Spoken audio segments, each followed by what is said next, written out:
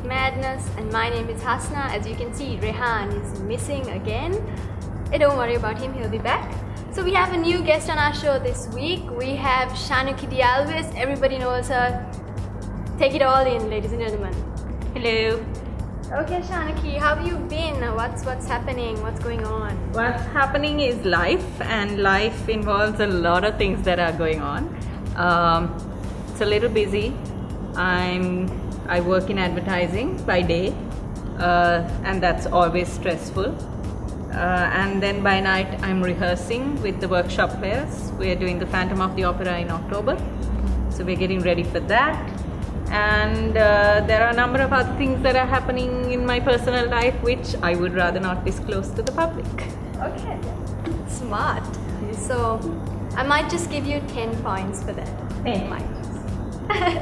Okay, so then tell us, what made you want to pursue acting? Honestly, one was escapism. I think that's like the biggest thing that made me want to go into acting, was complete escapism.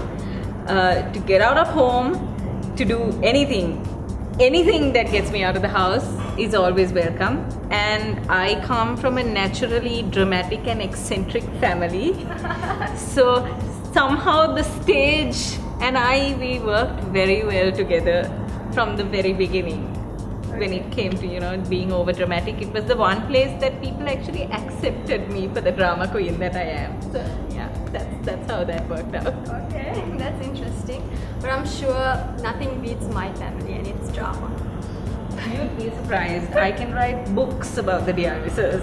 Books. Okay, let's move on then. Tell us about the upcoming involvements in theatre. Now you told me about the workshop players and the Phantom of the Opera. What else are you involved in?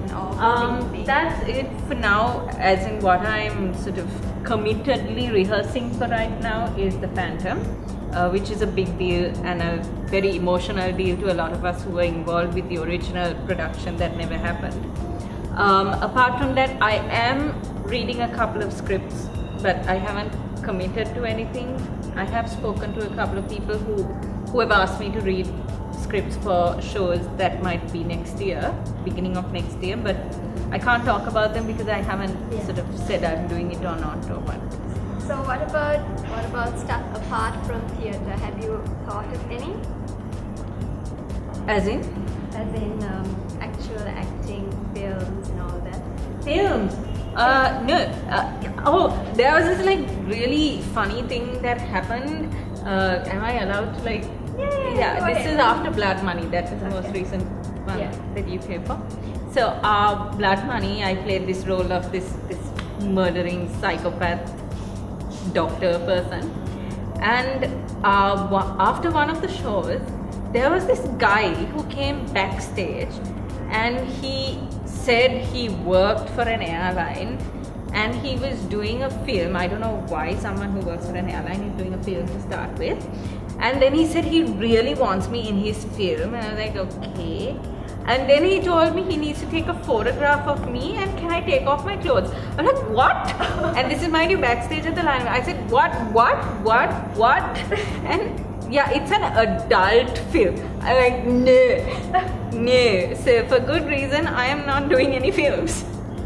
For that matter, taking off your clothes in front of the camera. No, I'm not taking off my clothes. Period. But yeah, I've just done one film in my entire life, and that was also like a little bit of a background thing. This movie, According to Matthew, that's been done by Chandran Ratnam. So I got lucky and I got a part in the background. So that's gonna be my film genealogy right there. All right then. So how do you strike a balance between your day job, theatre, and your personal life? Because according to certain sources, we have heard Rehan.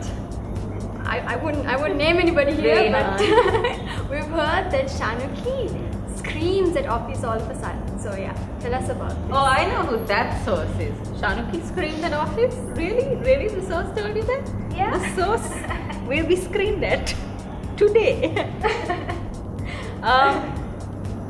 No, I don't scream. There are people in office who scream a lot more than I do actually. I'm quite quiet in office. Not that I don't scream, I scream elsewhere.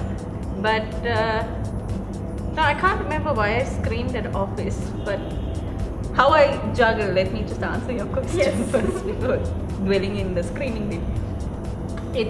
It's tough. It's really tough.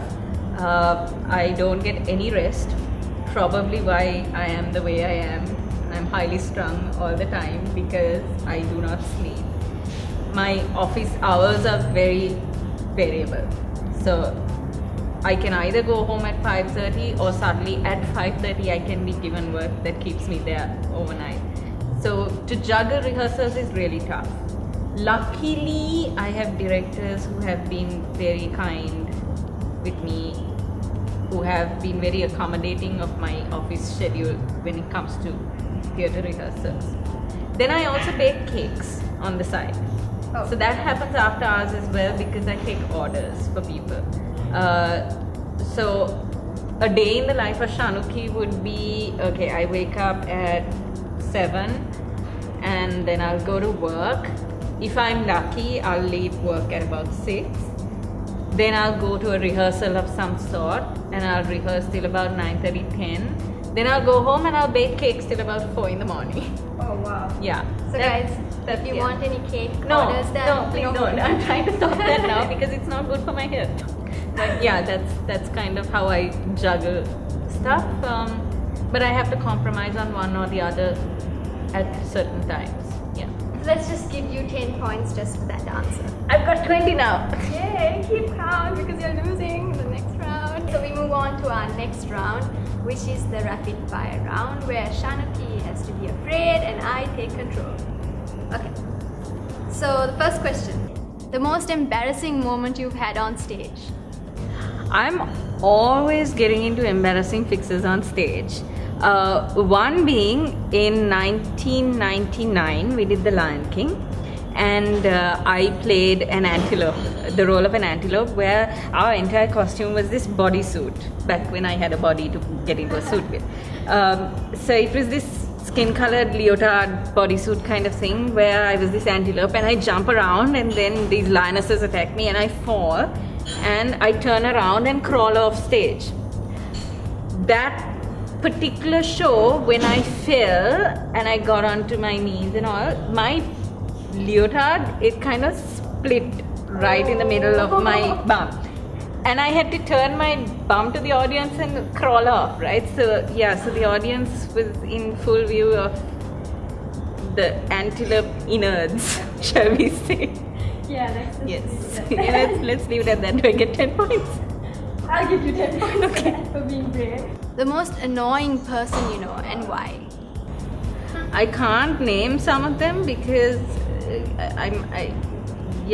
because I like stand to lose a lot if I do.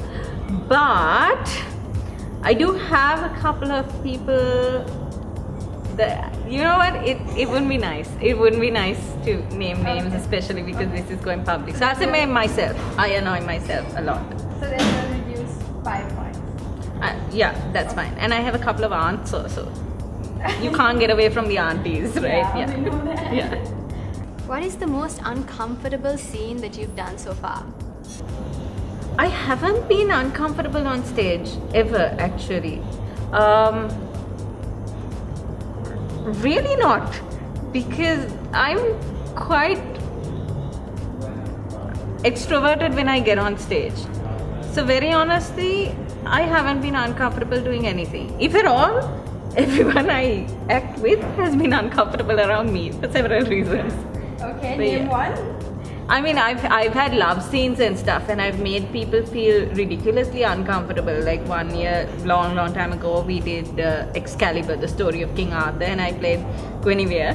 And a good friend of mine played the role of Lancelot, and there is this famous love scene. And the thing was, this chap was terribly uncomfortable with the concept of, you know, doing a love scene on stage. And then we had to like do a stage kiss and all, and the process of getting him to be okay with the stage kiss on stage and all that, yeah, so I've made him feel like really bad about it. But then as time grew by, we kept doing these love scenes on stage in different plays, and everything was quite normal. But I think that was the most uncomfortable for him and me, because I was like, do it, man, and he's like, no.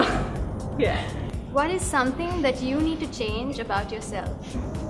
My verbal diarrhea is one. I need to learn to shut up. And I guess I need to learn to be a little more patient. I'm very impatient as a person. So around other people, I can learn to be a little more patient. How would you react to competition in your field of expertise? Oh, I am so competitive.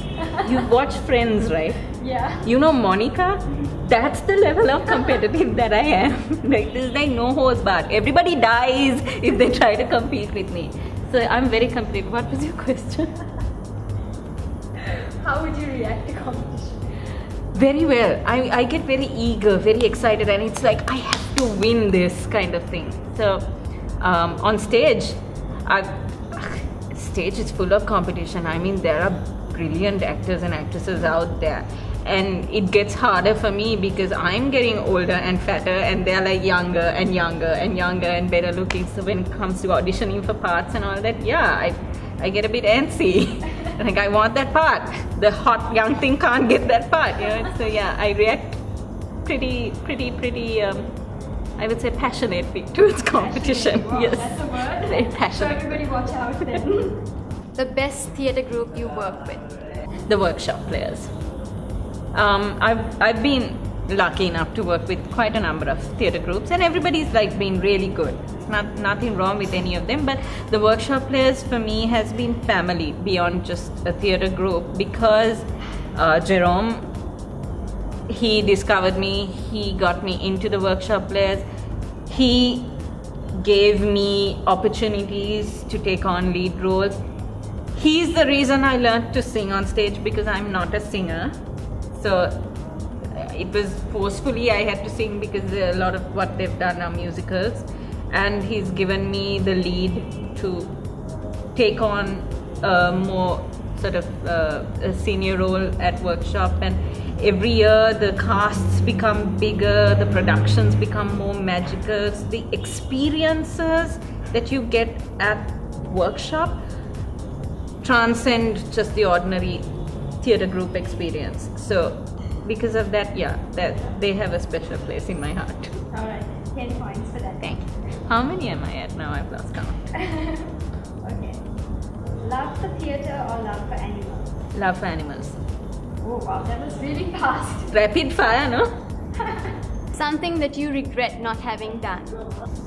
I regret not having opened an animal shelter yet, but I will. I will someday, hopefully. But I should have done it a long time ago. Okay, so this is really interesting. What's the worst piece of advice you've ever got? Hasna, I come from a large family. Everybody's got advice for me that doesn't work. So it's really, I would say the worst piece of advice that a lot of people have given me in general is, it's this whole thing of act like a lady.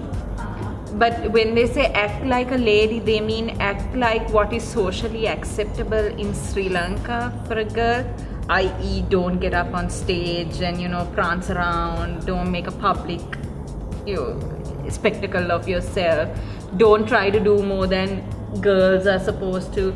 So there's a feminist in me that thinks that's rot and rubbish advice, but I think a lot of girls get that advice from everyone. And that is constantly being given to me as well. I mean, not by my parents, thankfully, but there are several sources who say, you should be like this, you should be like this. It's, yeah, so that would be the worst advice, is conform to the norm, which is, yeah, I don't listen to. The best actor or actress in the Sri Lankan film industry? Film. Sri Lankan film is Iranga Nisarasinghe. She's an icon. What about theatre? In theatre, it's difficult because there are different actors and actresses who are good at different things depending on the genre of theatre. Like, if you ask me best comedic actor, I'd say Dominic Keller. He just stands there and he's funny. Yeah. You know, best serious actor, there are so many contenders. So it's difficult to call out a You can't say this person is better than everybody else. Everybody's got different types of talents. Okay, you survived. I survived! But it's not over yet. Oh no. Okay, so we move on to our final segment for Midweek Madness. And this is called the first thing. So I give you a word or a phrase and you tell me the first thing that comes to your mind, but you have absolutely no time to think. Yeah, but then what if it's not permissible on camera? That's okay. Go ahead, give it a shot. Okay? First thing. The first thing that comes to your mind when I say lust. Channing Tatum. Okay. Drama queen. Me. Fast food. Burgers. Lionel win. Jerome. One night stands. No. Nope. It's the first thing. No. Sri Lankan actors. Improvement needed. Okay. Before you go with something that you have to do, but then you refuse to do it, so I'm gonna make it easier for you and make you do whatever you want. You can sing, you can recite a poem, or you can also advise all the actors and actresses out there. Maybe I will do that. Actors and actresses out there, that's very good. I'm very good at imparting advice, and when it's invited advice, it's even better. Thank you. Right. Don't stop. Whatever you're doing it right. Don't let anybody tell you you're doing it wrong unless it's some guru of theatre whose role is to guide you on improving what you're doing, but each of you needs to be unique unto yourself. You've got a style of doing things. Use that talent the way you know how to use it best, and that's how you make your mark in the entertainment industry. Don't try to copy someone else, and don't stop doing what you're doing, because if you're passionate about it, you will be great, and there will always be a limelight to shine in. Yeah, how's that advice? That's really good. So you heard it, everyone. That's what Shanuki said. That's what Shanuki said. Okay, Shanuki, thank you so much for being a part of Midweek Madness, and thank you for coming amidst all your busy schedules and all that. Thank you. Thank you for coming. It was fun. And you're pretty good without Rehan. I think we should stay like that. Oh, let's get that. Rehan, I just put you in trouble. Hasna's doing a good job. Okay, thank you. Okay. So that's it we have for you guys. Before we go, we have to thank for this amazing location. There are location sponsors now on the show. So thank you, Kerr, for this beautiful, pretty purple place. That's it, guys. See you next time. Bye.